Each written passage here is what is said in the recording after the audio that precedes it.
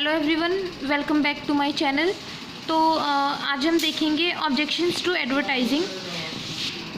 लेकिन वीडियो शुरू करने से पहले आप लोग से एक रिक्वेस्ट है कि अगर आप इस चैनल पे नए हो और अगर आपने सब्सक्राइब नहीं किया इस चैनल को तो प्लीज़ सब्सक्राइब कर दीजिएगा और वीडियो को एंड तक देखिएगा ताकि आपको अच्छे से समझ में आए।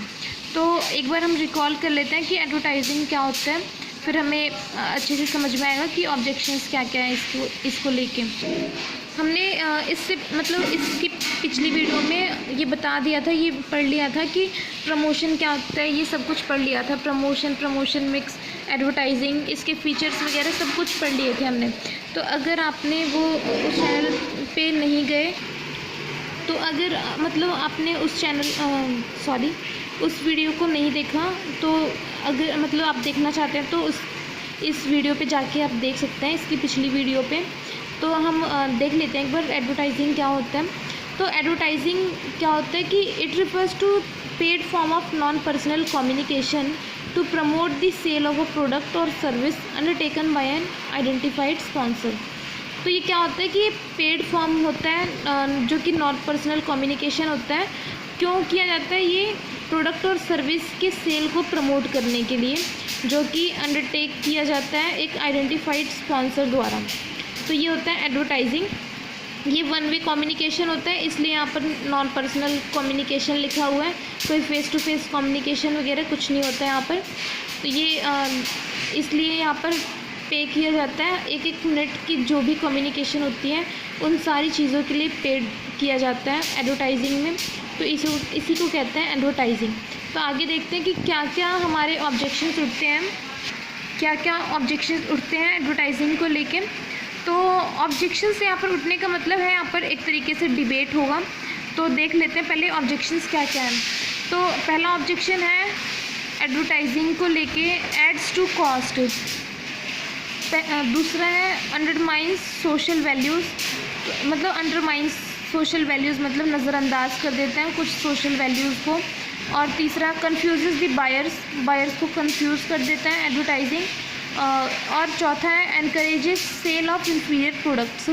पांचवा है some advertisement are in bad in taste. तो हम स्टार्ट करते हैं डिबेट इन पांचों ऑब्जेक्शंस को लेके। तो यहाँ पर मैंने लिख दिया है कि दो कॉलम यहाँ पर बनाए हुए हैं, arguments in favour of the objection और दूसरा यहाँ पर arguments against the objection.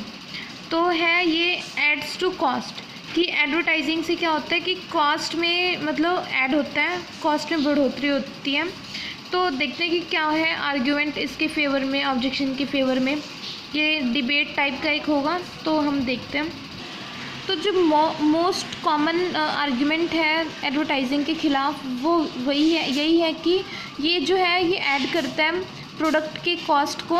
Product की कॉस्ट में ये ऐड होता है एडवर्टाइजिंग।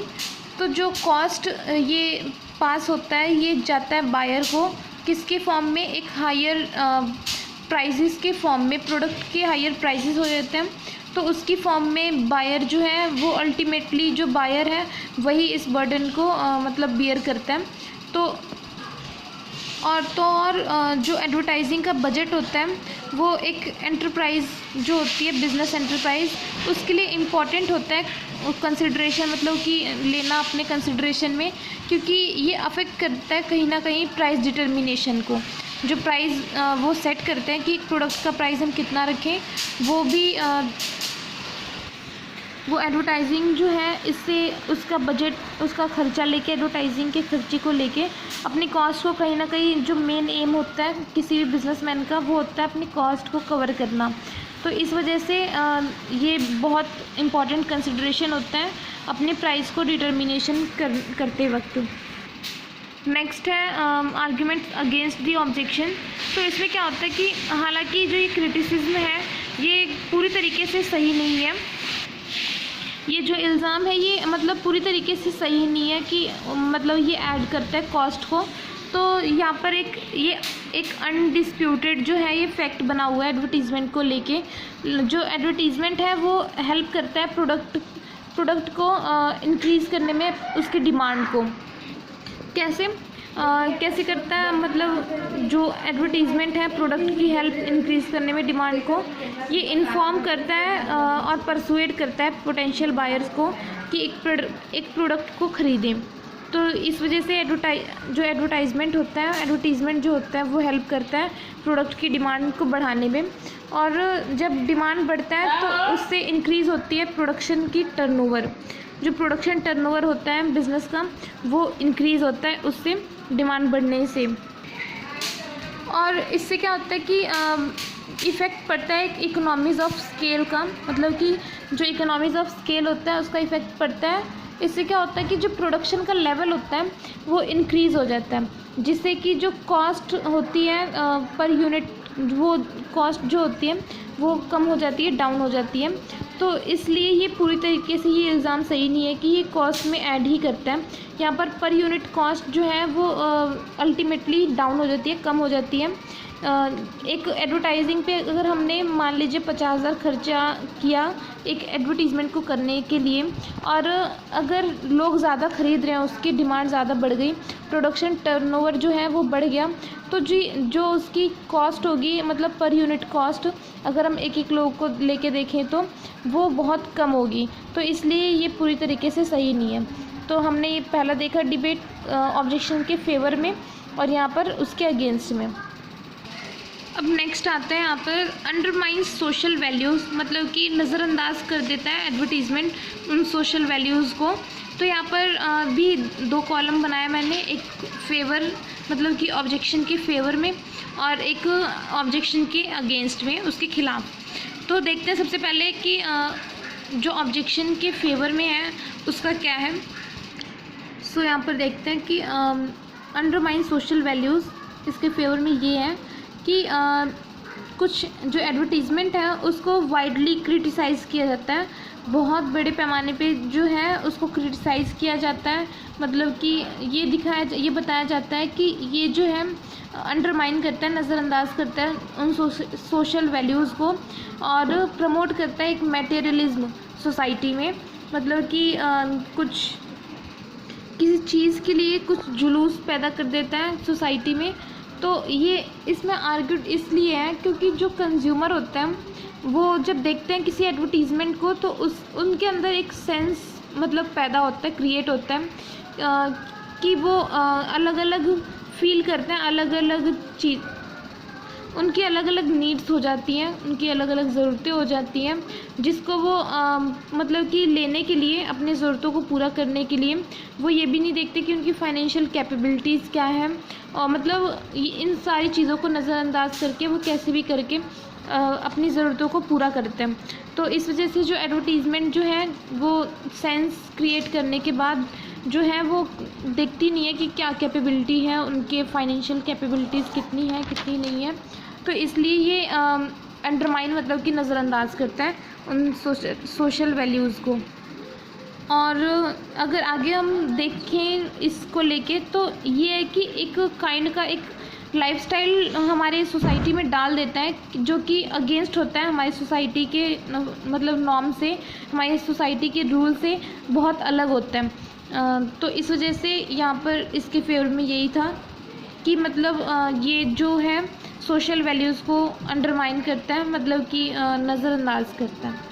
तो अब देखते हैं यहाँ पर अगेंस्ट में इसके ख़िलाफ़ में क्या बात बोलता है। तो देखते हैं इसमें भी ये माना गया है कि ये जो है ऑब्जेक्शन अंडरमाइन सोशल वैल्यूज़ ये पूरी तरीके से यहाँ पर सही नहीं है। यहाँ पर जो फेवर में इन्होंने बोला, एक तरफ जैसे मान लीजिए यहाँ पर ए पर्सन है, यहाँ पर ए पर्सन है और यहाँ पर बी पर्सन है। तो जो ए ने बोला वो पूरी तरीके से सही नहीं है कि ये नज़रअंदाज करता है सोशल वैल्यूज़ को। तो इसके अगेंस्ट में हम आगे देखते हैं कि क्या क्या होता है। तो ये जो बी पर्सन है यहाँ पर वो कह रहा है कि जो एडवर्टीज़मेंट है उसी के दौरान ही जो मार्केटर्स हैं वो अपने प्रोडक्ट को मतलब अपने प्रोडक्ट के बारे में इन्फॉर्म करते हैं अपने प्रोस्पेक्टिव बायर्स को, और मतलब कि बताते हैं कि उन्होंने क्या नया प्रोडक्ट लॉन्च किया है और क्या उसकी बेटरमेंट है, मतलब क्या उसकी खासियत है। इन सारी चीज़ों को वो एडवर्टीज़मेंट की वजह से ही बताते हैं।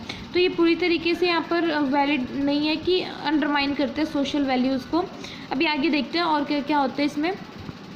अगर इन सब चीज़ों का एब्सेंस होगा, मतलब एडवर्टीज़मेंट का एब्सेंस होगा, अगर एडवर्टीज़मेंट नहीं होगा तो ये सारी जो इन्फॉर्मेशन है वो पॉसिबली बायर तक नहीं पहुंच पाएंगी, मतलब कि करेक्टली वो बायर्स तक नहीं पहुंच पाएंगी, जिससे कि जो बायर्स हैं वो सही डिसीज़न नहीं ले पाएंगे कि क्या सामान हम खरीदें और क्या ना खरीदें।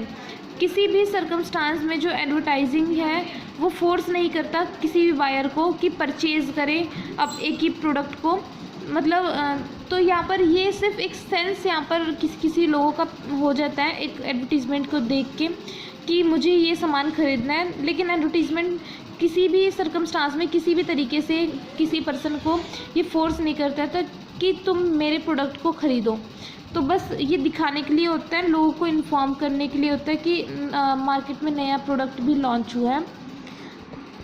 जो फाइनल बाइंग डिसीज़न जो होता है, मतलब फाइनली जो ख़रीदने का जो डिसीज़न होता है वो बायर्स के हाथ में ही होता है कि वो ख़रीदें उस प्रोडक्ट को या ना ख़रीदें।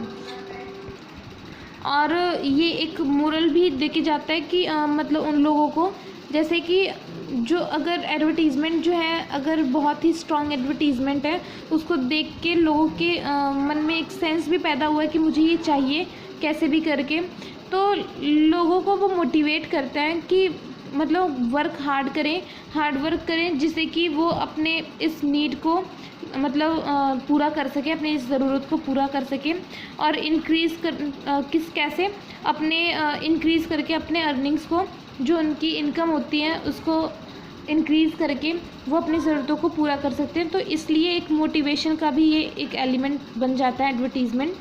तो ये था अगेंस्ट में और इधर था फेवर में। तो नेक्स्ट आता है अब कन्फ्यूज़ दी बायर्स, कि जो बायर्स होते हैं उनको कंफ्यूज कर देता है, उलझन में डाल देता है कि कौन सा प्रोडक्ट वो ख़रीदें कौन सा ना ख़रीदें। तो यहाँ पर इसके फेवर में हम बात करेंगे और अगेंस्ट में भी बात करेंगे। तो सबसे पहले देखते हैं कि फेवर में क्या होता है। इसके फेवर में जो ए पर्सन है, वो जो ए ओपोनेंट है, वो कह रहा है कि जो कंज्यूमर हैं वो कंफ्यूज हो जाते हैं बहुत सारे एडवर्टीज़मेंट को देख के, इतने सारे एडवर्टीज़मेंट को देख के मतलब इतने सारे प्रोडक्ट के एडवर्टीज़मेंट को देख के वो कंफ्यूज हो जाता है कि वो कौन सा प्रोडक्ट को, मतलब किस प्रोडक्ट को वो ख़रीदें। तो जैसे कि एक एग्जांपल लेके समझते हैं कि एडवर्टीज़मेंट दिखाता है टीवी चैनल पे कई सारे टूथपेस्ट के बारे में, तो हर एक टूथपेस्ट में कुछ ना कुछ खूबियाँ होती हैं, बताते हैं टेलीविज़न पे। तो जो बंदा होता है, मतलब जो पर्सन होता है, वो देख के कंफ्यूज हो जाता है कि इसमें से कौन सा वो टूथपेस्ट को चूज़ करे, कौन सा वो यूज़ करें, कौन सा वो ख़रीदें। तो इस वजह से ये कहीं ना कहीं कंफ्यूज कर देता है पूरी तरीके से। जो बायर होता है वो डिसाइड नहीं कर पाता कि कौन सा प्रोडक्ट सही होगा उसके लिए, कौन सा नहीं होगा। तो ये था एग्ज़ाम्पल। आगे देखते हैं क्या होता है। इस सिचुएशन में ये बहुत मुश्किल हो जाता है कस्टमर को डिसाइड करना कि कौन सा मतलब प्रोडक्ट जो है उसके लिए सही है, किस प्रोडक्ट को उसे ख़रीदना चाहिए। तो ये था फेवर में, जो मतलब इस ऑब्जेक्शन के फेवर में था। तो अब देखते हैं नेक्स्ट इसके अगेंस्ट में क्या होता है। मतलब कि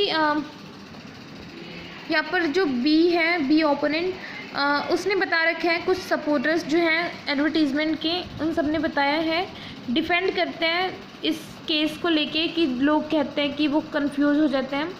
कुछ जो है कंज्यूमर वो होते हैं, कुछ रेशनल कंज्यूमर जो होते हैं, रेशनल ह्यूमन बीइंग जो होते हैं, बस वही होते हैं कि वो होते हैं कि वो अपने आप से डिसीज़न ले सकते हैं, एक वाइज डिसीज़न ले सकते हैं अपने रिक्वायरमेंट को लेके कि कौन सा वो प्रोडक्ट को ख़रीदें, कौन सा ना ख़रीदें। तो मतलब ये एक मतलब अल्टीमेटली कहने का मतलब यहाँ पर ये है कि ये पूरी तरीके से ये जो ऑब्जेक्शन लगा है कि कंफ्यूज करता है बायर्स को, ये पूरी तरीके से सही नहीं है। मतलब इतने सारे ह्यूमन बीइंग होते हैं, उन सब का माइंड सेट जो है वो अलग अलग होता है। तो कुछ लोग होते हैं कि जो अपने रिक्वायरमेंट के हिसाब से अपने डिसीज़न को ले सकते हैं कि उन्हें कौन सा प्रोडक्ट ख़रीदना चाहिए। तो इस वजह से जो बायर है वो रिमूव कर सकते हैं अपने कन्फ्यूज़न को, कैसे, समझ के और एनालाइज करके उन सारे एडवर्टीज़मेंट को देख के, समझ के, एनालाइज करके प्रोडक्ट के बारे में, तो इससे जो है वो बायर जो है वो रिमूव कर सकते हैं अपने कन्फ्यूज़न को। तो यहाँ पर भी इस वजह से ये पूरी तरीके से सही नहीं माना जाता, यहाँ पर भी पार्शली सही है, ये ऑब्जेक्शन पार्शली मतलब सही नहीं है। तो अब आगे देखते हैं क्या होता है। नेक्स्ट है यहाँ पर encourages sale of inferior product, कि एनकरेज करता है इन्फीरियर प्रोडक्ट को भी। जो एडवर्टीज़मेंट है वो इन्फीरियर जो प्रोडक्ट होता है, जो लोकल प्रोडक्ट होता है, उसकी सेल को भी एनकरेज करता है। तो इसकी फेवर में भी हम देखेंगे, अगेंस्ट में भी।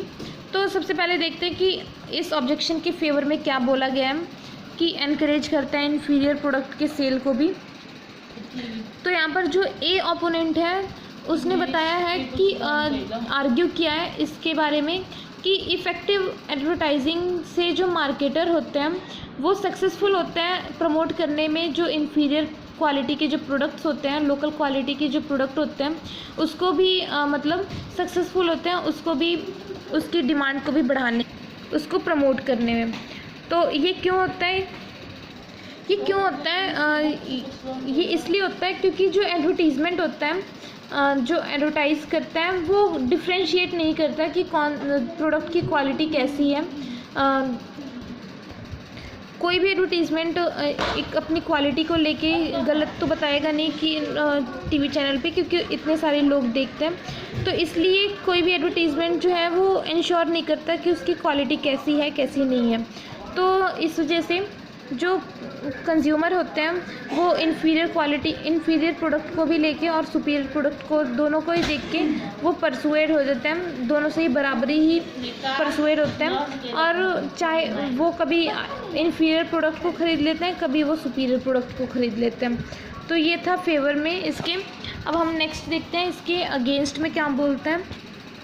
सो यहाँ पर इसके अगेंस्ट में जो है, जो बी ओपोनेंट है, वो बताता है कि जो सपोर्टर्स हैं एडवर्टाइजिंग के, वो बताता है कि जो ये आर्ग्यू है इन्फीरियरिटी और सुपीरियरिटी के बारे में, जो प्रोडक्ट है वो रिलेटिव कॉन्सेप्ट है एक तरीके से। तो इसमें क्या होता है कि मतलब इसने बताया है, इस ओपोनेंट ने, कि कैसे कोई कंज्यूमर जो है वो कैटेगराइज करेगा एक प्रोडक्ट को। वो डिपेंड होता है कुछ फैक्टर्स के ऊपर कि परसेप्शन क्या है उस प्रोडक्ट के बारे, इस प्रोडक्ट को लेके, और क्या परचेजिंग पावर है उस पर्सन की जो ये प्रोडक्ट को ख़रीदेगा, और उसका स्टेटस क्या है, टेस्ट और प्रेफरेंस क्या है। इन सारे फैक्टर्स के ऊपर हम वो जो है वो डिसाइड कर सकते हैं कि वो किस टाइप का प्रोडक्ट ख़रीदना चाहते हैं। जैसे कि एक एग्ज़ाम्पल लेके समझते हैं। जो पर्सन होता है जिसके पास छोटी गाड़ी होती है, मतलब कि अगर टीवी चैनल पे एक छोटी गाड़ी का एडवर्टीज़मेंट दिखा रहा है, तो जो अलग अलग हमारे, हम देखते हैं कि अलग अलग सेगमेंट होते हैं हमारे इनकम सेगमेंट, जैसे कि मिडिल क्लास फैमिली और मतलब कि हायर क्लास फैमिली। तो एक मिडिल क्लास फैमिली के पास स्कूटर है, तो अगर वो उस कार का एडवर्टीज़मेंट देख रहे हैं, तो कहीं ना कहीं उसके लिए ये जो कार है वो इन्फीरियर ना होकर सुपीरियर प्रोडक्ट ही माना जाएगा, क्योंकि उसकी जो इनकम है वो कम है, उसके पास स्कूटर है, तो एक कार उसके लिए वो सुपीरियर माना जाएगा। और जो हायर क्लास का जो इंसान है, अगर वो देखता है उस एडवर्टीज़मेंट को, तो वो सोचेगा कि ये इन्फीरियर प्रोडक्ट है। तो इसलिए ये पूरी तरीके से, ये जो यहाँ पर ऑब्जेक्शन है, ये पूरी तरीके से सही नहीं है।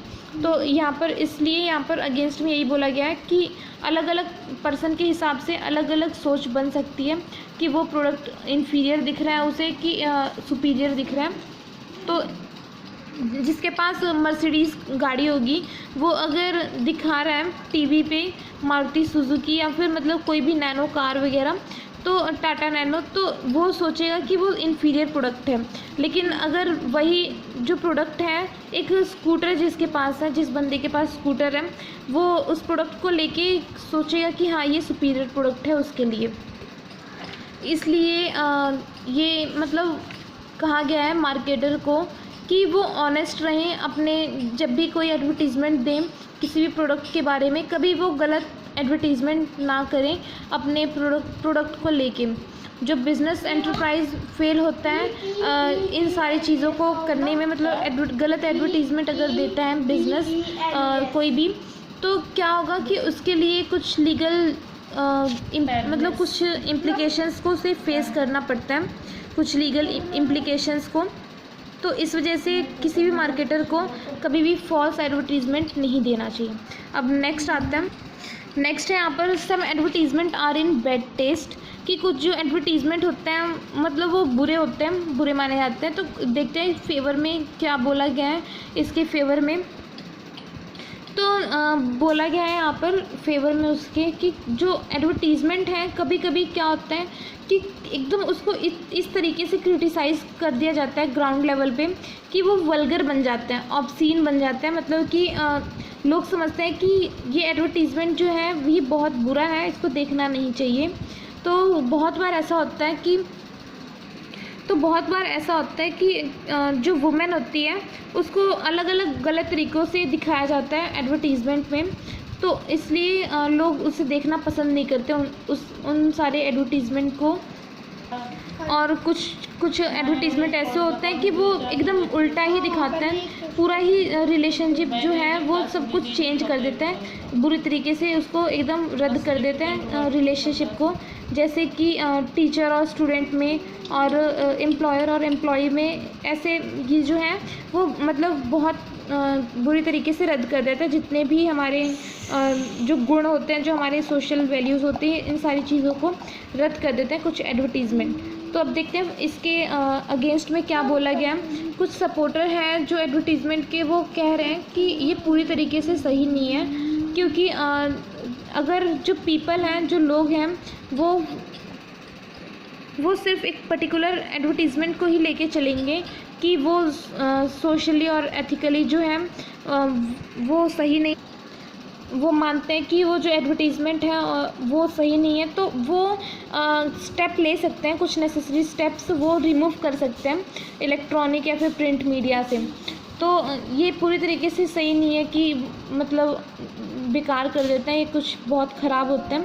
तो इसको आगे अगर हम देखें तो इंश्योर करने के लिए पब्लिक के रूल्स और रेगुलेशंस के इंटरेस्ट को इंश्योर करने के लिए जो बिजनेसमैन है,